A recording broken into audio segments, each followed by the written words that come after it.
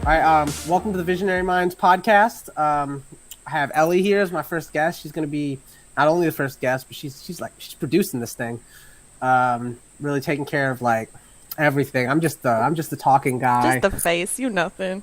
That's it. But she's handling everything else, so I appreciate that. And she also is interested in all relevant topics and is able to talk on it. So I was happy to have her on as first guest. So welcome, Ellie. Hi, you guys. My name's Clay. Wanted to do this podcast. It's a way for me to kind of follow my passions. I just love articulating perspectives, basically, and sort of bringing together information from different sources, and like I said, cultivating perspective from them. That's why I've wanted to be an author always, and I still do. But podcast is really sort of the new medium for expression. So it's another way for me to do that. A lot of the foundation for the group right now, or the podcast right now, is the Terrence McKenna Experience Facebook group, which it's a big group. It's got like 39,000 people, and it's people that have pretty a broad range of interests. I mean, and that's what's interesting about Terrence McKenna, and another part of why he is still so impactful is because he talks about so many topics. Like, there's a broad range of what's relevant in a Terrence McKenna Experience. There's a lot of relevant things because of the breadth of what he talked about, and that's why there's so many sort of different types of people that congregate on Terrence McKenna Experience and bring us together. And that's good for the podcast because the sort of unique thing about this podcast is that, basically, if you watch the podcast, if you like it, whatever, you're potentially a guest because Ellie here lives in Australia. I live in America.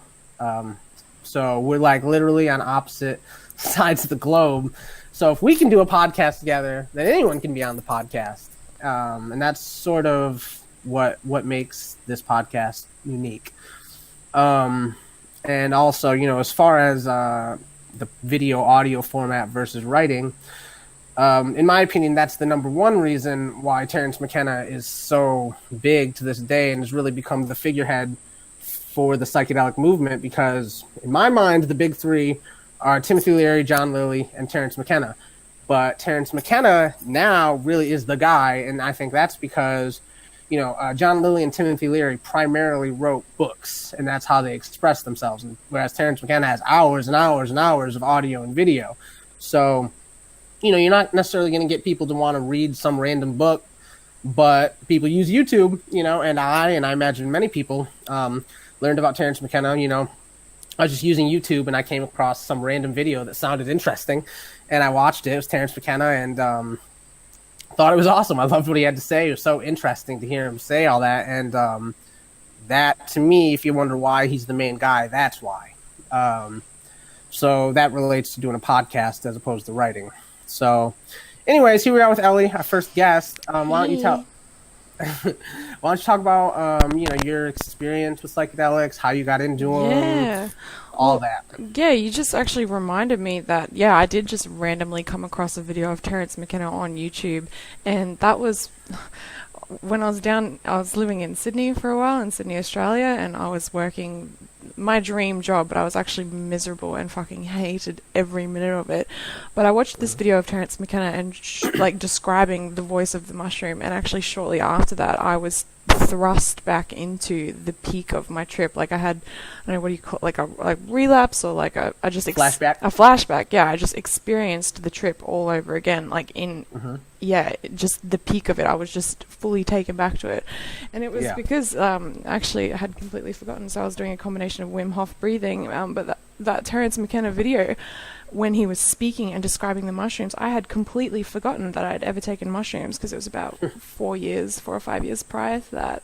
But when Terrence started talking about it again, I was just like, oh shit, like I was just taken straight back there. So my psychedelic experience started at the time my boyfriend gave me a few tabs of acid and stuff. I experimented with that, but the first really impactful and meaningful experience I had on psychedelics was on a heroic dose of psilocybin cubensis.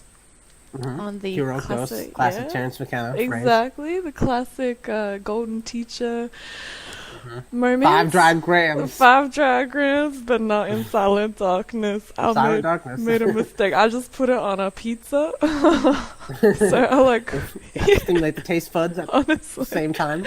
I do find taking mushrooms with food just sort of it makes it go down easier, it makes it come on a bit easier. You know, you can feel a bit anxious. It's strange for me because I consider myself as having a somewhat weak stomach, and yet I see a lot of people talking about mushrooms and nausea and stuff over the taste. And weirdly, even though I have somewhat of a weak stomach, actually mushrooms don't cause me any problems. I don't know what it is. I don't mind eating them. Yeah, it's not so much. It's not so much the taste, but I do find that I get a bit of a funny tummy afterwards. Like, I don't have any like actual reactions, but I do feel maybe it is a bit of anxiety too. Maybe some butterflies and stuff is happening. Maybe that's what it is. That's a common with psychedelics, I think, because I mean, I find with myself, a lot of times psychedelics can produce a sense of nausea, and even with things that I don't think it's physical. I think it is a lot of it's psychological. You know, it's something about being sort of nervous about the state that you're entering about into. To go on a fucking roller coaster, Yeah. You don't know what's stomach discomfort. Yeah. Yeah, I think stomach issues are extremely linked to anxiety. So I put 5 dried grams on a pizza. Love it. So I'd taken like 3 grams before, and I really didn't feel anything. And I think I can put that down to being on antidepressants at the time. So yeah, there's some sort of antagonistic effect definitely between them. Yeah, right? Because doesn't psilocybin replace the serotonin in the brain? Yeah, it's I think psilocybin as well as LSD are like serotonin. What's the term? Serotonin inhibitors? I can't remember. No? I can't remember the term. I'm blanking, but it like replaces serotonin in the same systems, I believe. Yeah, that's what I heard. So yeah, like 3 grams didn't work. So I was just like, fuck it, bring it on. Show me what you got. Show me what you got. And so I put 5 dry grams on a pizza. Obviously didn't heat up the mushrooms. I just like cooked the pizza, put the mushrooms straight on top. And so at first, so I was with my housemate at the time and his friend, and they weren't tripping. It was just me. I don't know. I didn't know what to expect at all. So I had like put a load of laundry on. I was just like, this is going to be a good day, whatever.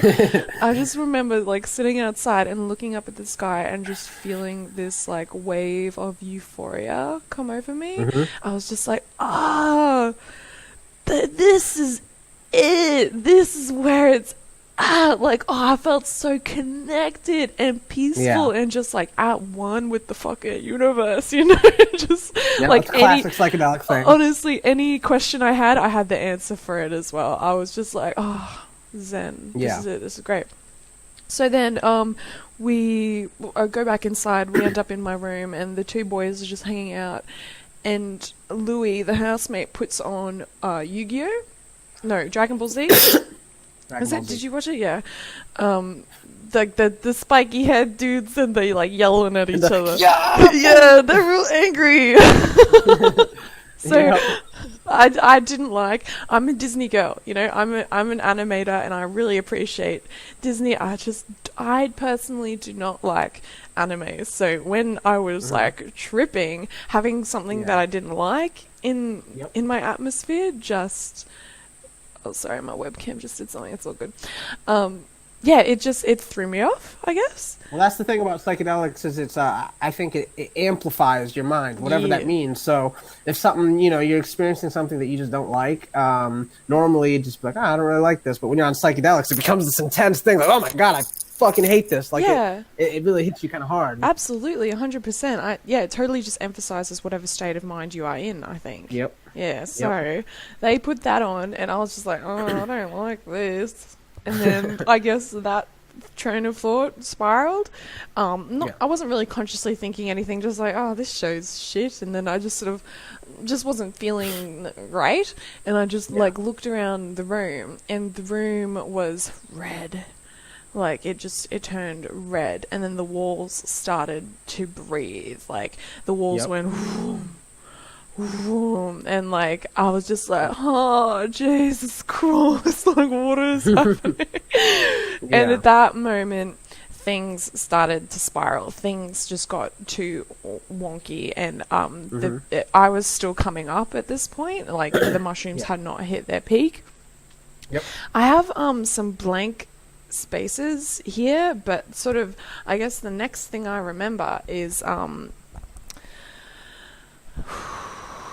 so I just remember feeling really, really, really anxious about having had taken the mushrooms. I felt like the mushrooms were the gateway to realizing that this experience, this life, was death.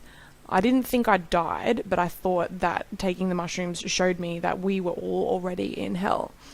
And I had these noises going around in my head, like, just thoughts like, oh, you've fucking done it now, you stupid girl. Like, this is why people say don't do psychedelics, because this is what happens. This is what happens. Look what you've done. This is what happens. Just like the classic train of thought for people on psychedelics. Yeah, and it's also inexperience too. So I thought that I was stuck like this forever because I'd never been like this before. So I was just like, oh, this is me now? Fuck. Well, fuck this. That's really not fucked good. up this time. I really fucked up this time. That was another thought that was going around in my head. I've really fucking done it this time, haven't I? Yeah. And yeah, I had these noises going around my head, like, cuckoo, like, you're crazy now, like, just, things went wonky. That's the best word that I can describe, is just I felt like I'd gone crazy. And another fear of mine was that I had gone crazy because my grandmother died of Alzheimer's. So that was just another deep fear of mine that was brought up through the psychedelic experience. Again, all this stuff that sort of lays down in your subconscious. You take a subconscious or a psychedelic, kind of bubbles up, and things that were kind of always there, but maybe you didn't acknowledge, all of a sudden come to the forefront, and all of a sudden you're really thinking about it. Oh yeah. So the next thing I remember is I was like wigging out, obviously, and I was just kneeling on the lounge room, lounge room. It's lounge room over here. On the lounge room floor. Australians got some different terms, so get ready. She might drop them here and there. So I was kneeling on the lounge room floor, just like, and my housemate Louis, he's sitting over me, and he's got his hand on my back, and he's just sort of like just there for me. Good on you, Louis. God bless you. And I remember he was on his phone, and I was like, I'm like dying right now, and you're just like playing on your phone. Like, this is hell. This is like, you are just trapped in you are so linked to technology, you can't even separate yourself for one moment to like actually look after me, because he was just like scrolling on Facebook while I was like having this death experience. I was just like, it really made me see the hell that's like society was in, that we had created for ourselves, like all these addiction tendencies and habits and things like that. And then I remember he tried to put me in the bath. So I got naked, and I like by myself, and I put a towel around me, and I went back in the bedroom while the bath was running. And I am very, very self-conscious of my body, but I was just like, fuck it. Like, and I got naked and I ran down the hall. Like, this is just so not like me, because I don't know what I was thinking, but I was just dealing with some bigger things, and I obviously didn't want to have a towel on me. I don't quite remember. There was a lot going on. Lots of lowered social inhibition is sort of the second stage of Terence McKenna, part of his quote-unquote stone date theory. That's the second. First, visual acuity. Second is loss of social and sexual whatever inhibitions, and so that relates. I mean, that is a loss of inhibition can be a part of the psychedelic experience. I mean, it's a classic part of what Terence McKenna talks about. I think in my mind, in my hell, and this is my experience, like kind of my experience with men in general, I was just like, oh, these two boys probably just want to have sex with me. That's why they've told me to get in the bath and stuff. So I was just like, well, if it's gonna happen, then fuck it. And I took the towel off, and then I went to the bath, and I don't remember, actually. I don't think I did end up getting in the bath. I just continued to perpetually freak out on the bathroom floor. Yeah. But yeah, so really what the mushrooms showed me was that I had created a hell for myself. I was miserable at the time. I was taking antidepressants. I had no direction in life. I didn't know what I was doing.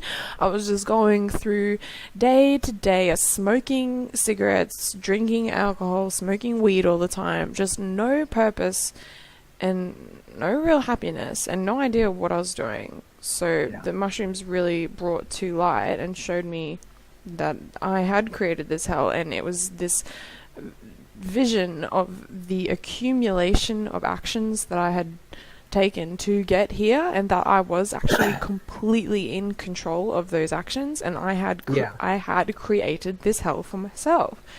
So as scary as it was at the time, and I never want to do it again, but it was such a fucking blessing and such a lesson, and I regret not. Like, it was just such an amazing, a terrifying experience, but the lessons that I learned, I am so grateful for, and I would never be here right now in this state of mind. I would have never gotten off, I don't think I would have ever gotten off antidepressants or quit smoking or quit drinking. Quit drinking a lot. Yeah. Well, no one. I mean, Yeah, I'm human. I'm absolutism okay. doesn't have to be a thing. Absolutely, Moderation. absolutism doesn't have to be a thing. Yeah, absolutism. Yeah. So yeah, it really showed me that I was so in control. Well, as far as if you ask what is a sort of somewhat of a unifying message of psychedelics, to me, it has to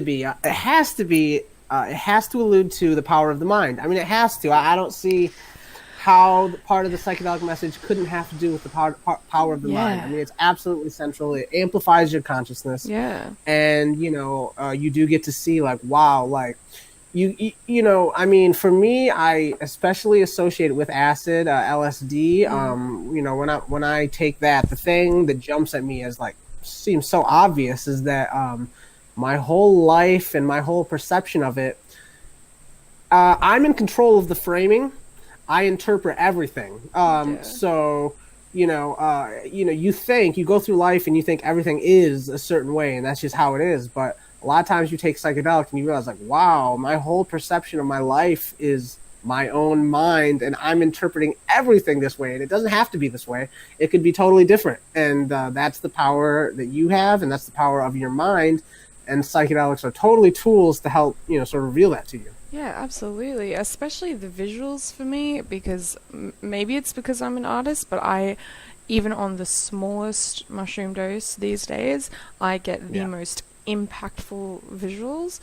Mm-hmm. And it really does just reiterate the power of the mind and the perception, like what we're currently experiencing. Yeah, it's all a matter of perspective. Yeah. Well, like you said, art is a very visual thing. I know, and that ties into what your experience with psychedelics can be. I know one of the first huge books on psychedelics that sort of brought it into public consciousness was Aldous Huxley's Doors of Perception. And I know he talked about how he was not a visual person at all, and he was a very conceptual person. And so, he said for him, it wasn't that visual of an experience, really. I mean, part of it was seeing, like, amazing beauty in his surroundings, but it wasn't crazy visual because he knew he just wasn't a visual person. He was a conceptual person. So that's not really how it was for him. But if you're an artist, you are a visual person. So it makes sense that it's going to really be visual in nature, and it's going to amplify that. It started off really, really visual for me. Like, things like I would have my hand out on the bed and it would be tiny, and then it would be enormous. And then, obviously, just patterns moving, like the bed sheets just turned into the ocean. It was just like, and I couldn't stop it. And I think that's really where it started for me. But then when things started to get too wonky, it was almost like the visuals completely disappeared, and it was that completely conceptual sort of inner mirror perspective, just this inner experience. Really wasn't I'm sure the visuals were still there, but I was like really focused on some other things that I was dealing with. So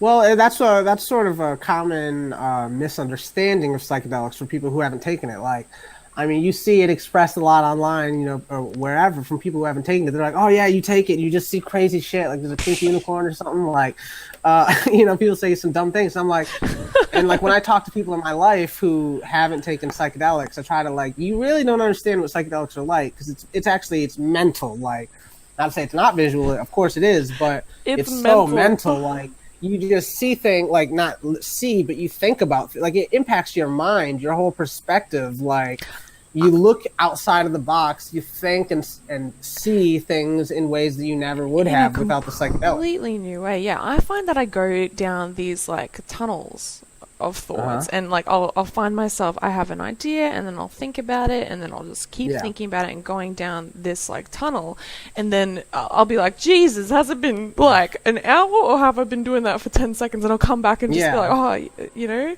Do The you get that? relativity of time. Yeah, God, Yeah, I that totally get it. disappears. I felt like I didn't know how long I was tripping for. It was like time like stopped, and I was in that moment forever. And eventually it did stop, but Right. at the That time it was this is forever. that's that amplification of the mind thing again, because like something I've noticed in taking psychedelics is like if you're having some thought that maybe you don't like, I mean, it seems in the moment when you're having it, it seems like this is everything. Like I can't Yeah. get out of this. This is all there is, Yeah. and you feel totally stuck. And it does totally feel that way. But at the same time, I find it actually sort of it is, but it isn't incredibly easy to just change it. Because literally, Yeah. all you have to do, if you just make a serious effort to just change your mind or your perceptions or whatever for a second, if you just do it for a couple seconds, legitimately, boom, there's a whole new momentum, and suddenly everything completely changes, and that's everything. Well, yeah, fucking absolutely. Like, I did a microdose the other day, actually. It was more like 1 gram, actually. It was more like just a very small dose. And I went, Hey, I think that's better personally. I I think if you have a agree. microdose, it doesn't affect anything. I've heard people say, "Oh, it shouldn't affect your perception Well, or mind at all. I If you did, didn't, you take too much." Well, I think it should. What's the yeah. point? I mean, I'm not discounting people No, experience no, who no. take sub-perceptual doses, but I think you should feel it somewhat. I did do an actual microdose today, and I did it. It does elevate you, but not to this level. So I'll tell you Yeah, what. right. Like I went to the gym, right, and I went on a Sunday because I was like, all right, like surely there's not going to be anyone here on a Sunday. There never is. Like there were more people than when I normally go to the gym. I was just like, righto, I've just got to deal with that then.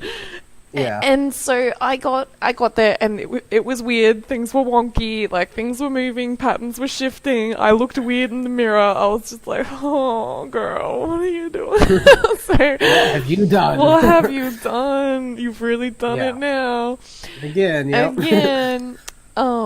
Wait, what was I talking about? Oh yeah, Going perspective. to the So gym on microdose. I was listening to just some chill music, and then on my workout playlist, like a bit of a weird and angry song came on, and I started to feel really weird, like not good. Like like my mind, just because of the song, and my You mind. took on the energy of the I song, took right? on, you're absolutely correct. And as soon as Yeah. I changed the song, it was like Childish Gambino's Summer song came. It's just like a really happy, like doot doot doot, and I was just like, I'm totally yeah! uncultured. It's terrible. It's Sometimes alright. when people reference things A that I happy should song, know. I don't a know. happy Sorry. song came on, and Okay. everything was better. That's my Yeah. point. Yeah. Because really, truly, all we do have is this moment that we're currently in. We have this memory of the past, and we have an Yep. idea of the future, but like potential doesn't exist. The future doesn't actually exist. The past did exist, but it currently doesn't exist. All that does exist is this current moment. So I think when you're on a psychedelic, it just really shows you that all you are is this current moment. And if you're stuck in a certain state of mind, then it maybe just feels like you are permanently stuck in this state of mind because you And that's- permanently that's a are classic- in the one moment. Right, and that's a classic sort of spiritual teaching that a lot of people are obviously going to be familiar with nowadays, like whether you're talking about Eckhart Tolle's Power of Now or Ram Dass, formerly Richard Alpert, who was Timothy Leary's #2 guy. He wrote a book called Be Here Now. And, that's kind of exactly it. It's that, if you never experience anything other than the present moment. You think about the future, and that thought is in the present. You think about the past, and that thought is in the present. And, in reality, you never experience anything but the present moment. And the psychedelics empower the present moment. It shows you, like, a lot of times in typical mundane life, you take the present moment as being like set in stone. Like you create a mundane interpretation of it, and it's like, oh well, this is it. But with psychedelics, it opens up that mental potential where you start to realize, oh, this present moment could be a lot of things that I never even realized. Yeah, and I guess that's what the mushrooms like made me realize, was that each present moment can be building towards a certain, like, future present moment, I guess. Like, it just showed me that each present moment I was in and actively making bad decisions led to a shittier life. It just really showed me that. And another thing is, like, I haven't read those books, but psychedelics gave me that information. The mushrooms gave me that information without reading a book. You know, I think they're fucking amazing. Well, there's universal truths and universal messages. You know, I mean, like, you know, there's I think there's some level of objectivity to, like, levels of consciousness. You know, so it's like if you experience certain states or levels of consciousness, it's like there really are certain messages that you tend to get. And, you know, whether you talk about someone who sits and meditates for hours a day for a long time, I mean, he's going to have certain kinds of perspectives that are going to tend to dawn on him. And another person might take psychedelics and, you know, they end up having very similar perspectives, because either way you're sort of penetrating into the depths of consciousness. And then there are certain, you know, information that's there, you know, and we're going to tune in on it. Truth is a weird thing. Hey, there certainly are these just universal truths that basically all of humanity can agree upon, like what is good and bad, what is good and evil. And I think that's evident in a lot of religious teachings, right? Because a lot of religions end up teaching the same fucking shit, just with different words, hey?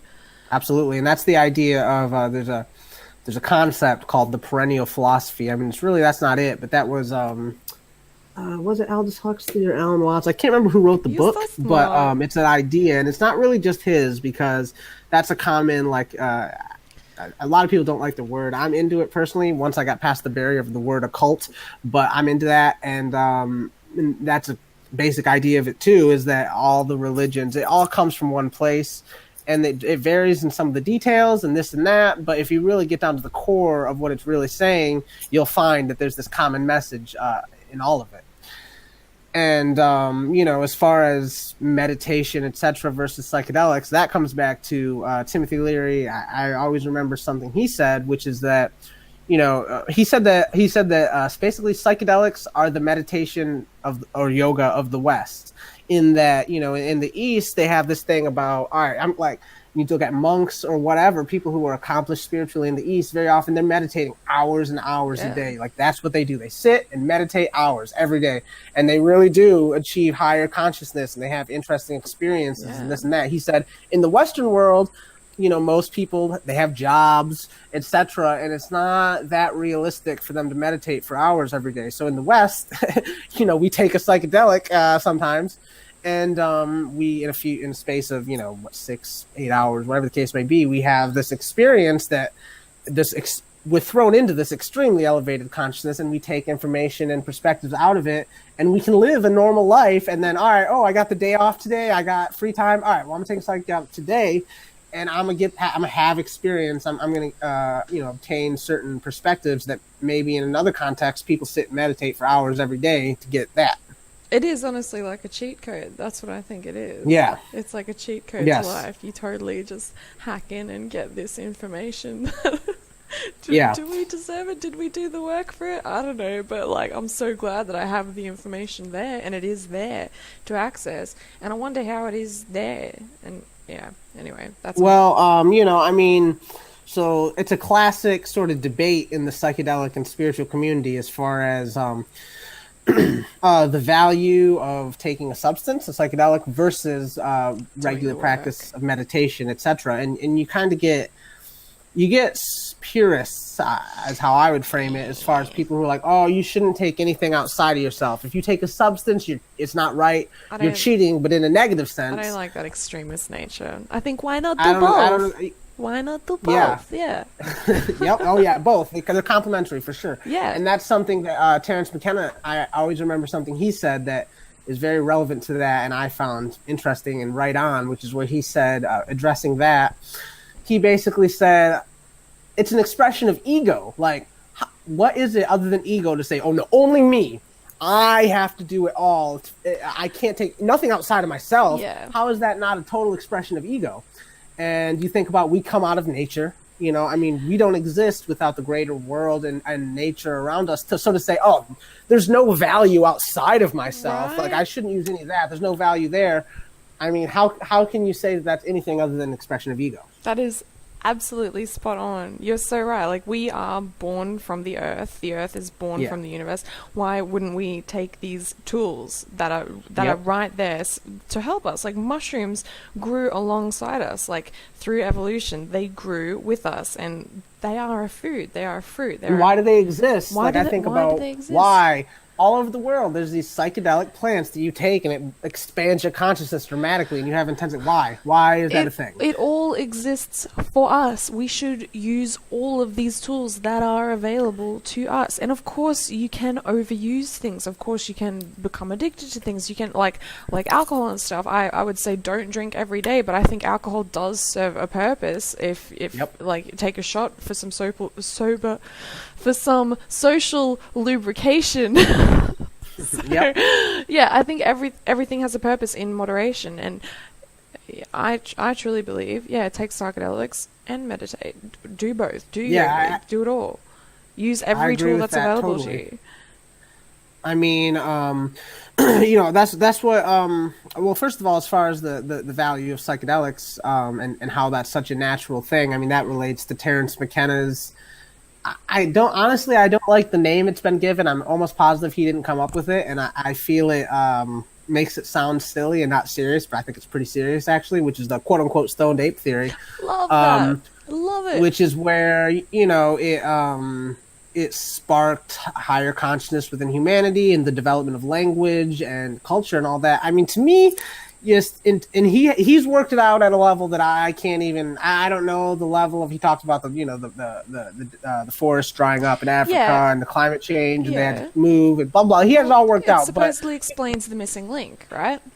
Yeah, Like, just intuitively, that gap. it makes so much sense to me. So much sense. Why? I mean, imagine that you're a primitive person, you don't have culture, you don't have language, anything, and you take psychedelic mushrooms, and all of a sudden you have that experience. How is that not going to have a profound impact on you? And to try to express like what the fuck you just experienced, and to get a sense of spirituality and like there's something higher and greater and this and that. I mean, it just makes so much sense to me that if you look at primitive people taking psychedelic mushrooms, it's gonna have a dramatic impact, and it totally makes sense that would explain what makes humans different from the rest of the animal kingdom. Well, yeah, absolutely. And from like a scientific standpoint, I don't know too much about it, but hopefully you do. Doesn't it also actually create new neurological pathways in the brain? It increases visual acuity and improves hearing. Well, that's the three levels that Terence McKenna talked about. He talked about first they took they ate one mushroom or two mushrooms or whatever, and the people who did that, all of a sudden their vision was improved. They could just see the details of everything better. And you imagine primitive people living in a natural environment, to improve your vision, that's going to help them out to survive. And then he talks about taking a little bit of a bigger dose, and then that sort of lowers your inhibition, makes you feel a sense of connection with all the people around you, and then that's maybe maybe increase reproduction rates or whatever. And interesting. And then so survival through increased vision, and then increased reproduction due to lowered inhibition. Both of those are factors that sort of favor the people who are taking the mushrooms. Yeah. And then you start taking serious doses, and that's when you start having religious experiences, or that's the classic term, whatever you want to call it, spiritual experiences of heightened consciousness. And then out of that, that's where you get real spirituality and language and culture and all this kind of stuff. Yeah, it really does make sense, because obviously when trying a new species of mushroom or food, someone would obviously take a very small dose to test it out. Yeah. And that is the first thing that I noticed on my microdose on Sunday, was my vision. And it was just like everything was just crispy and crystal clear, and just like, it was like I apparently have 20/20 vision, but it was like I had put on a new pair of glasses. Things weren't like wonky and like weird and moving and things. It was just like I had put on a new pair of glasses. My vision just improved. It's really strange to explain. And then of course, so you would notice those benefits as primitive people and continue to take more and increase your doses, and I guess experience all of the benefits. I also noticed when I took them, I don't know if this is an anxiety thing or if this is like an actual physical thing, but I had been having trouble breathing through my nose for the last couple of weeks. Yeah. And I took the mushrooms and I just felt this like clearness. It's a really funny like light sensation all the way through my head and nose here, and I could suddenly just breathe deeply for once. And my intuition is telling me that it might have been an anxiety thing, if anything, and it just cleared all of that right up. And I felt, when I took them again, like even just the microdose, I felt like at one, and I felt like I was walking, because I was vlogging it from my YouTube channel. I was walking around with a camera. And what's your YouTube channel? Say it. Plug it. It is My Human Experience. Please go check it out. It's my YouTube channel. Check it out. It's pretty cool. We talk about psychedelics and mental health and stuff. So I was like vlogging. I was like talking to the camera, and this guy, like I turned a corner and this guy walks past like while I'm vlogging. And normally I would feel so self-conscious about that, but it just made me feel like really at one and peaceful and like in the moment and just okay with myself and my experience and with exactly what I was doing. And what you talk about as far as forming new connections in the brain, I mean, I've read stuff about that in a pretty technical sort of scientific way, but it totally obviously relates to Timothy Leary, who, like I said, to me, is one of the big three of psychedelics. One of his key concepts, he has an idea of imprinting. And again, everyone may not know, as far as Timothy Leary, it's sort of important to contextualize him and understand him, was that before he was into psychedelics and he became, at the time, the figurehead of psychedelics, he was a very well-respected psychologist. He was a Harvard professor, and then something that demonstrates, we may begin to do it later, but it adds to the interest, how interesting a certain story is that the federal prison system, I don't know if they still use this day. They might, but at least at the time, they used a sort of personality assessment test that they would give to prisoners that would help sort them, sort of. And Timothy Leary wrote the test, so that shows. I mean, he was very well respected. He wasn't just some guy. He was a very respected psychologist. And so that's important because it sort of makes you have to take somewhat seriously, in a psychological sense, some of his theories. And so he talked about he talked about imprinting. That was one of his big concepts, was imprinting. The core of the personality stems from imprinting, and then it's fleshed out through a network of conditioning. And so he talked about how at key points in our life, basically our brain enters into a hypersensitive mode. And at key points where you're developing key parts of your personality, your brain becomes hypersensitive. And basically it takes a picture of itself and its environment at that time, and that's the imprint. And then throughout your life going forward, it solidifies the imprint because you develop a web of associations and conditioning that reinforces the initial imprint. And that the imprints plus the network of conditioning, the multiple, all of them form what the personality is. And so that was how that was a major part of how he contextualized psychedelics. As he said, when you take a psychedelic, your brain re-enters into that hypersensitive state. And so it's possible to re-imprint your brain. So all these cores of your personality that are the imprints, it's possible on a psychedelic to do a new imprint while on a psychedelic. And then you can potentially change virtually anything about yourself because you're nothing except imprints plus networks of conditioning. So it empowers you to change in radical ways. That makes so much sense to me because that's exactly what I experienced when I had taken the mushrooms for the first time, and then, as time went by, I didn't do any more psychedelics, blah, blah, blah. Life happens again. I got back into my cycles, I guess. Life goes on, and I got down to Sydney, and I ended up being in one of the most depressed states that I had ever been in. And the mushroom showed itself again. It showed me that snapshot, that imprint. And it brought it to the forefront of my mind. I had that experience all over again for a split second and for all eternity. You know how that works. So it really did have that imprint on me. And after that, 2 months later, I was just like, yeah, fuck, all right, I have done this again. I have created my own hell again. What the fuck, Ellie, you stupid girl. So...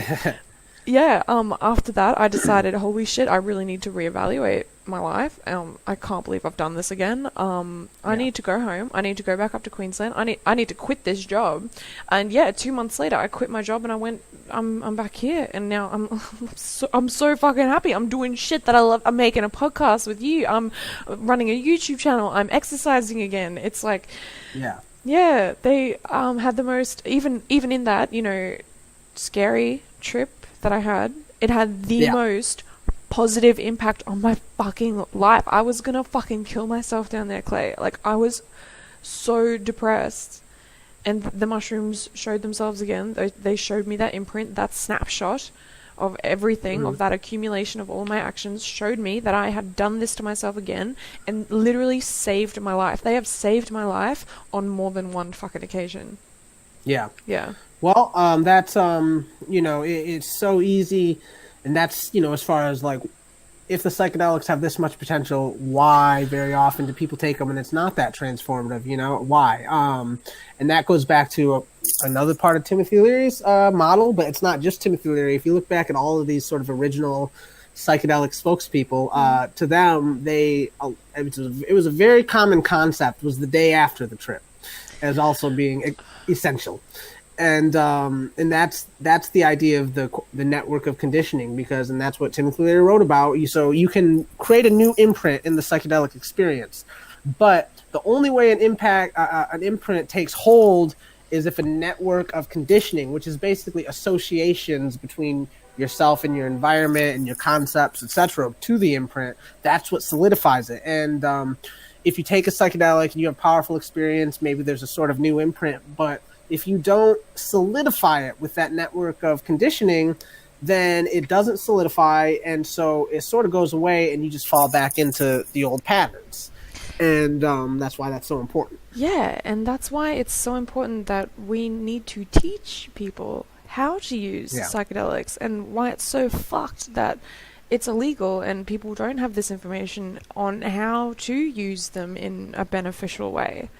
And that was Timothy Leary's concept or vision for the future. He called it. He talked about establishing personality change centers involving psychedelics, and basically his idea was there'd be these places with people who really knew what they were talking about, and you'd go in, and there'd be aspects of yourself that you don't like or less than ideal you'd like to change, and whoever, they would help guide the experience and help sort of outline a plan for solidifying it through that network of conditioning. And I mean, he really believed that anything could be changed potentially through psychedelics. And yeah, it's really unfortunate of the way it went legally and all that, because I mean, it's hard to not be, I think, borderline conspiratorial, because it's like, I find it, while it's positive, I find it slightly annoying when I see stories pop up all the time. It's like, amazing new research suggests that psychedelics may have power to create psychological change. Like, who knew? And who and knew? I'm Fucking like, everyone. actually, if you just look back in the 50s and 60s, they did a lot of studies on this kind of stuff, and that's what's amazing about it, is they were doing real studies, a lot of them, and they were all extremely positive. Psychologists, not even including Tim Leary, other psychologists. Called LSD a miracle drug, because they said one session with LSD could produce the same level of change that would ordinarily take years of traditional therapy. And so it was like there was study after study after study showing like how impactful and positive this can be. And right in the middle of just all these studies, all of a sudden it was made illegal. And it's like, how are you all of a sudden just going to make illegal something that's clearly being shown to be so positive, and, call it conspiratorial? But I think it makes so much sense. I think it has to be that they saw, not that it wasn't effective, but that it was too effective. I mean, they have to, the whole society, whatever you want to call it, government, society, whatever, they have to have some level of control of people's minds to maintain their own control. And like, so what if people all of a sudden just have access to this substance and they take total control of their mind in a way that they detach from the cultural narratives, and that's not good if you're in If control. you're running the cultural narrative, yeah.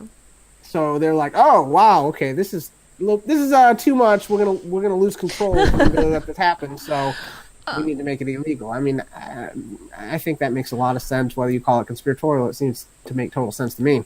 Before that, though, weren't psychedelics kind of abolished by the Catholic Church? Like, Well, that's what's interesting is, it's if you look at throughout the world and throughout time, psychedelics have always been key to spirituality. It's really most people don't understand because they're in this culture, so they think it's crazy using psychedelics, but actually they don't understand. We're weird. Our time and culture, we're weird that we act like psychedelics have no relevance. Like preach, we're the outlier. preach, Clay, preach. Yeah, go on. And and that's there's this book by someone named John Allegro. That's really interesting because if you've heard of the Dead Sea Scrolls, it was this discovery where they found like the oldest biblical texts that they'd ever found. And again, to establish his credibility, he was one of the first people they brought in. Like, hey, can you translate and interpret what these texts are saying? And he was brought in to do that, and he ended up writing this book based on how he read and interpreted the Dead Sea Scrolls, called the Sacred Mushroom and the Cross. And his theory was basically that Jesus was this metaphor for mushrooms, and the whole biblical narrative, when you really broke it down, it's all metaphors for mushrooms, and that was the key to the whole thing that sort of got brushed aside over time.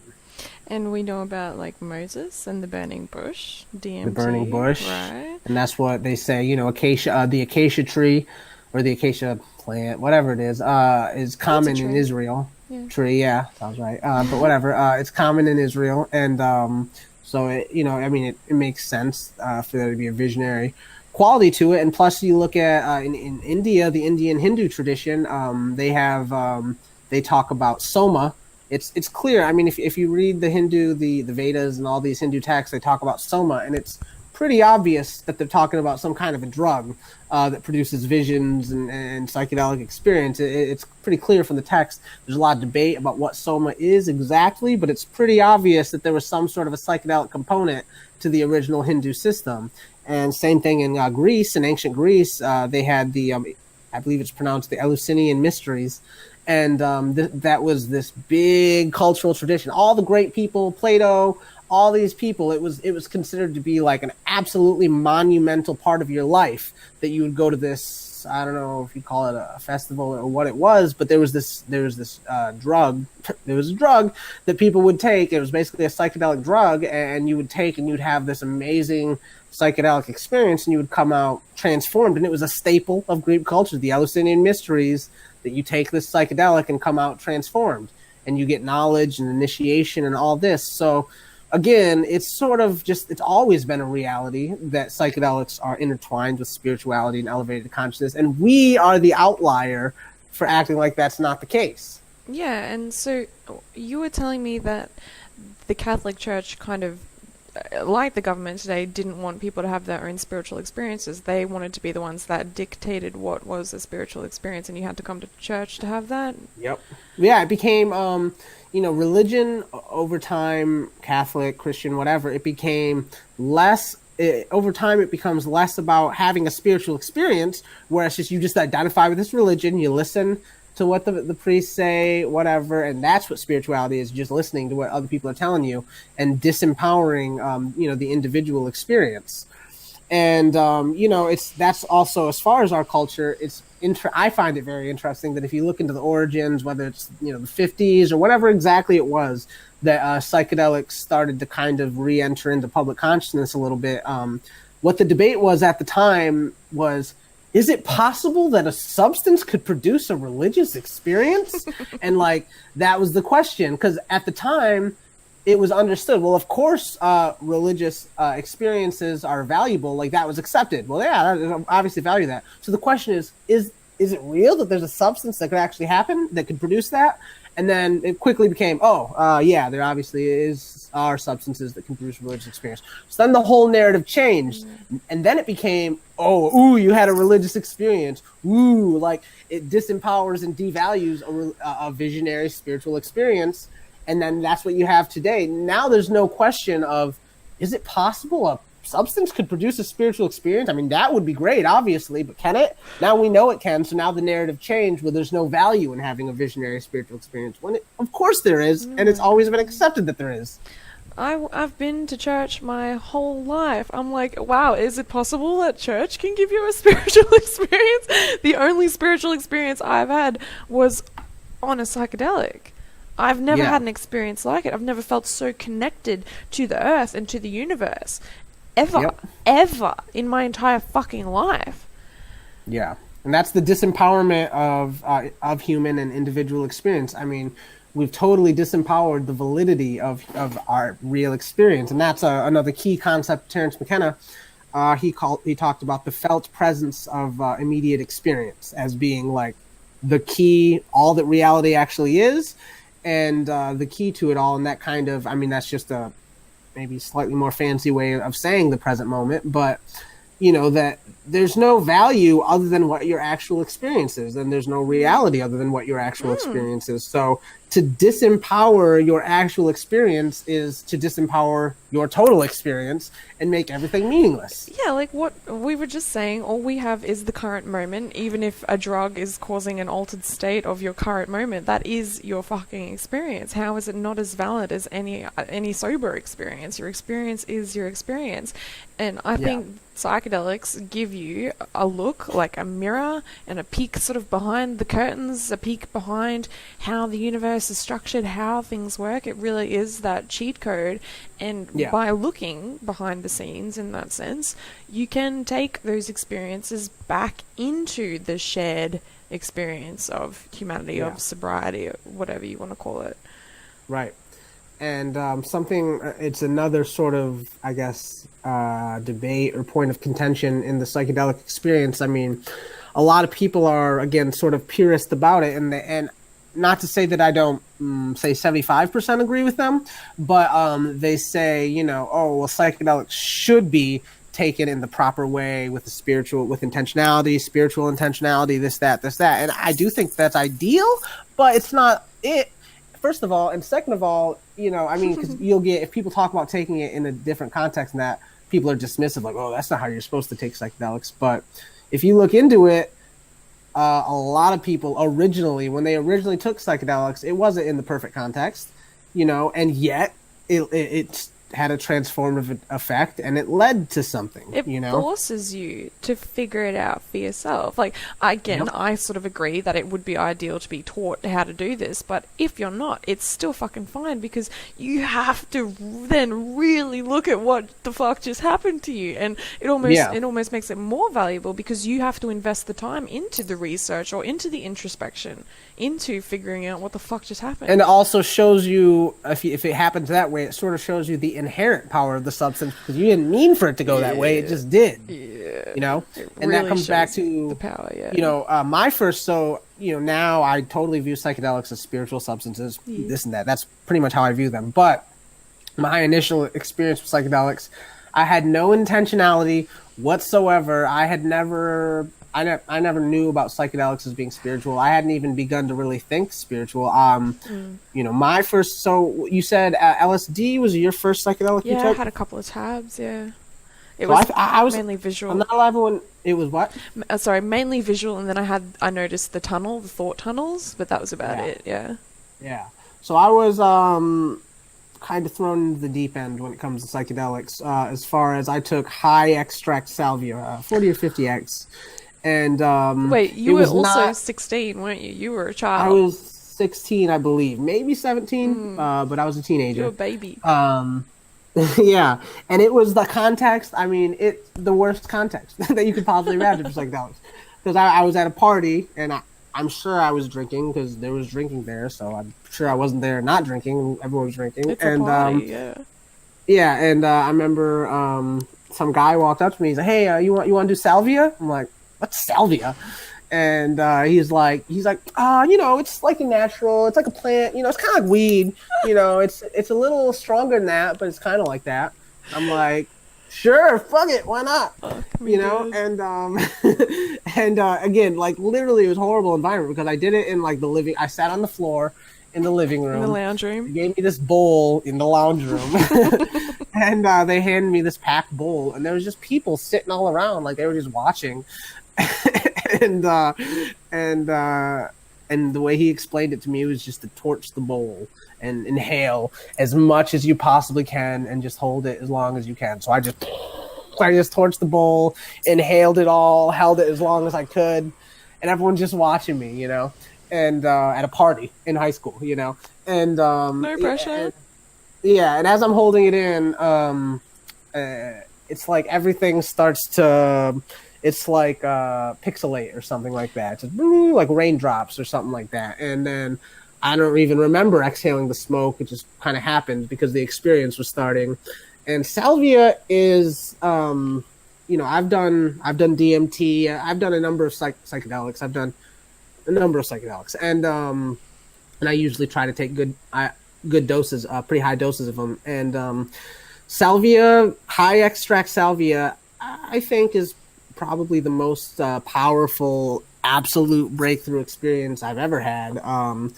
And because, with ordinary psychedelics, it's sort of a transformation of your environment. Like you still see your environment, it's just a lot different if your eyes are open anyways. And DMT is breakthrough also, but for me at least, I'm aware, oh, I just took this drug and my eyes are closed and now I'm having this experience. With salvia, and I don't know to what degree also it might be that I just didn't know anything about any of this at the time, but there was no concept of eyes open or eyes closed. I had no idea. I was just, all of a sudden, I was in a completely different place that had no relationship to my environment at all. It was not at all related.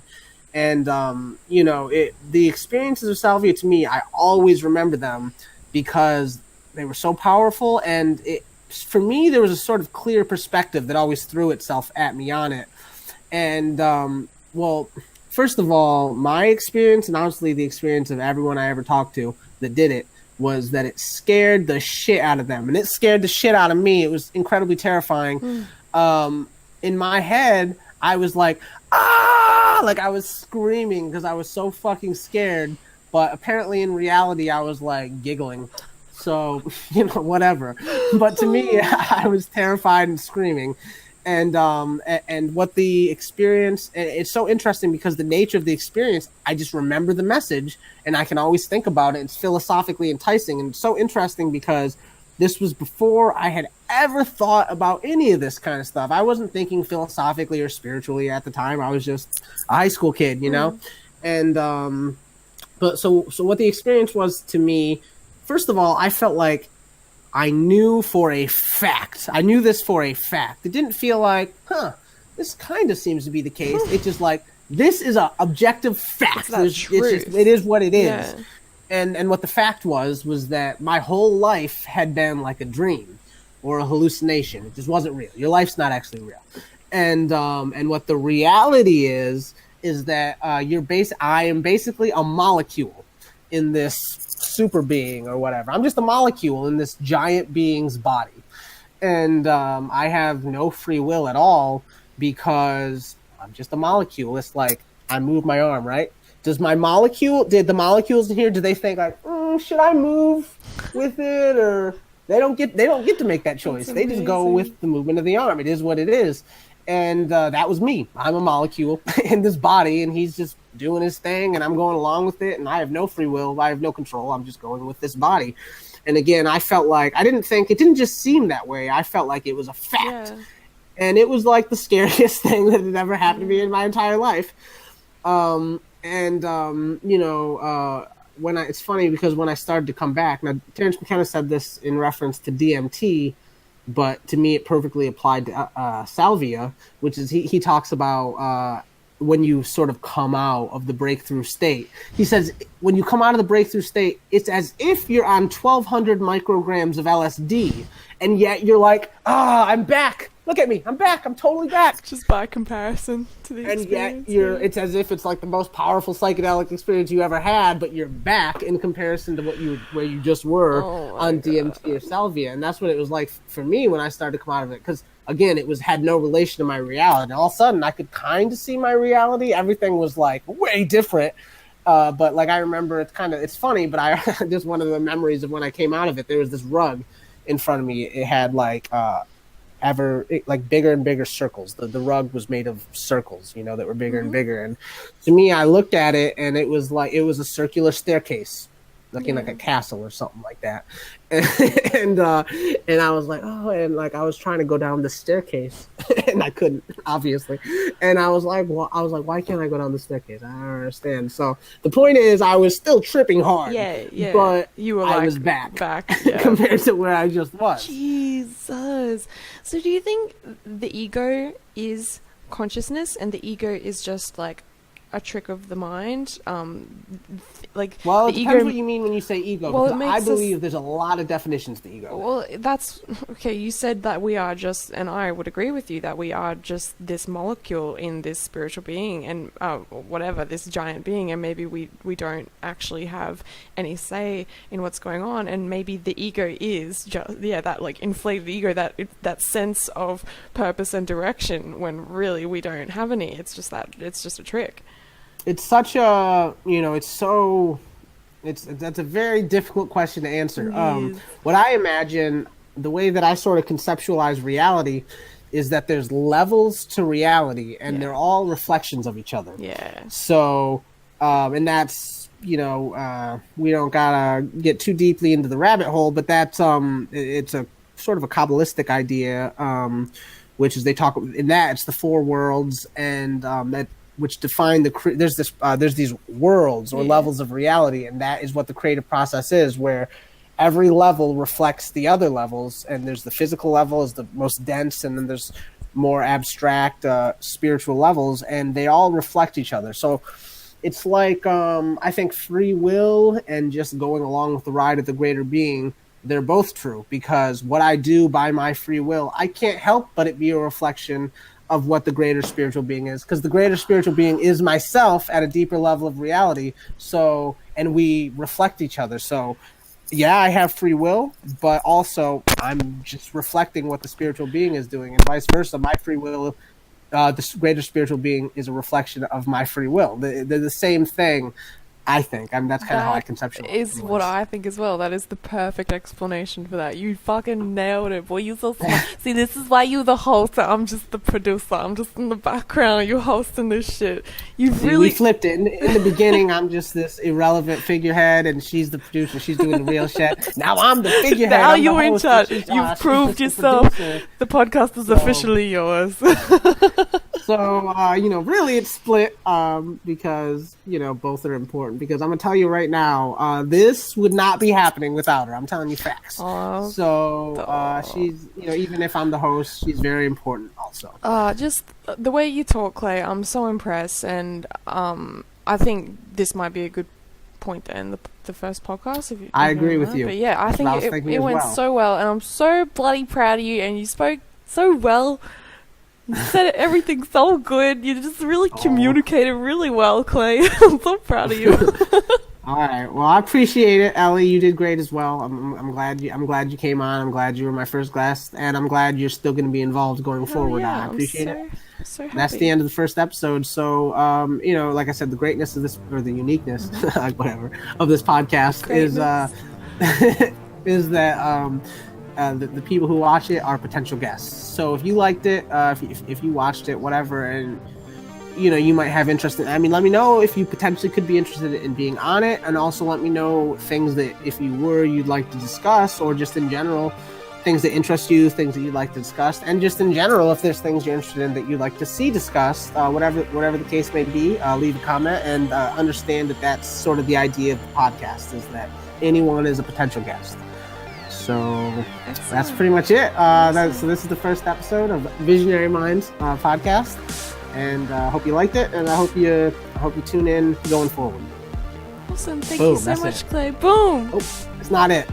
Go. Thank you so much. Boom, done. Boom. Now it's done. All right. Thank you. Wow. Bye, everybody. Bye.